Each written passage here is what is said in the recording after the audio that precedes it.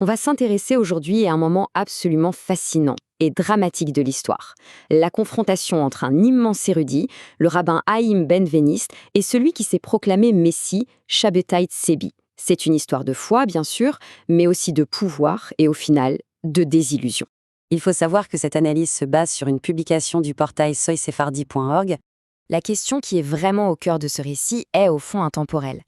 Que se passe-t-il quand le savoir, la tradition, l'autorité se retrouvent face à une immense vague d'espoir populaire incarnée par le charisme d'un seul homme?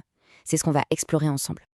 Allez, pour bien comprendre ce qui va se passer, il faut se transporter un peu en arrière dans l'Empire ottoman du XVIIe siècle.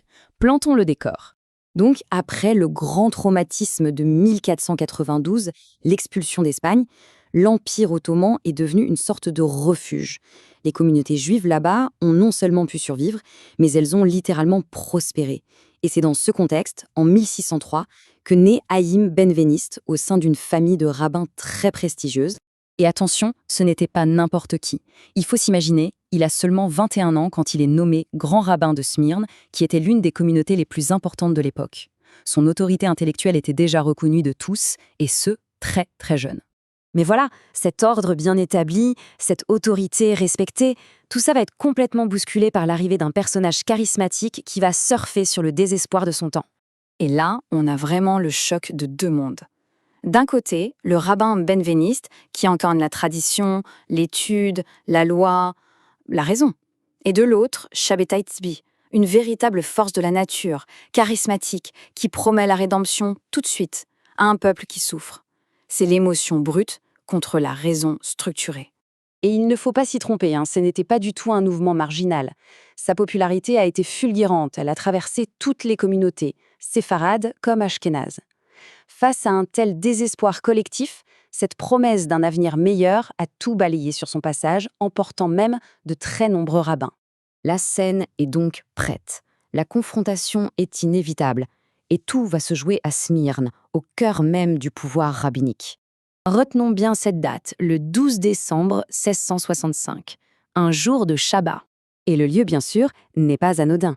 C'est la synagogue principale de Smyrne, le centre névralgique de la communauté. C'est là que Shabbatai Tzvi fait son coup de force. Il ne vient pas pour un débat théologique, non, il vient pour prendre le pouvoir. Il fait éruption et devant tout le monde, il défie ouvertement l'autorité du rabbin Benveniste.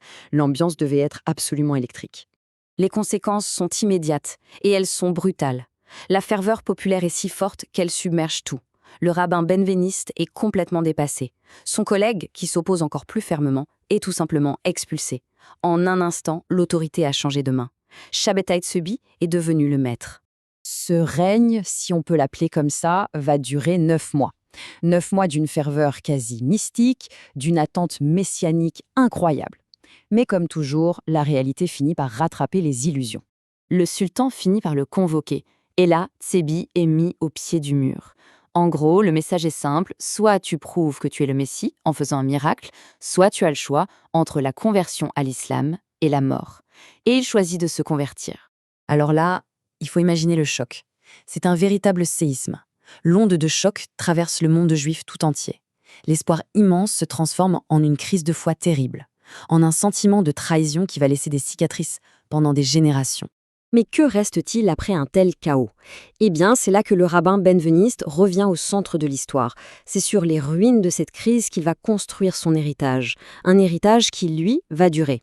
Face à ce traumatisme, le rabbin Benveniste se réfugie dans ce qu'il connaît, l'étude et l'écriture. C'est là qu'il rédige son œuvre majeure, Knesset Hagdola.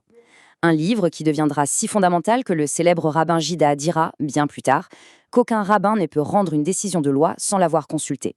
C'est la reconstruction par le savoir. Et ce n'est pas tout. Son autre grand livre, Barré Haï, est un recueil de ses réponses à des questions de loi.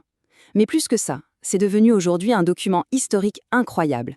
C'est une fenêtre ouverte sur la vie quotidienne des Juifs de l'Empire à cette époque. Il a préservé la mémoire d'un monde qui venait d'être secoué.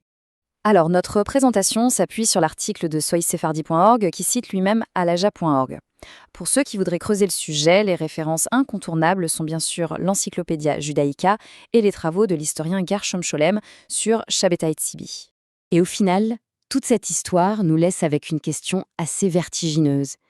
Après qu'un espoir aussi intense ait mené à une trahison aussi profonde, comment une communauté fait-elle pour se reconstruire? Comment peut-elle retrouver la confiance? C'est une question qui résonne encore fortement aujourd'hui. Cette analyse était basée sur une publication du portail soysefardi.org. Merci de l'avoir suivie.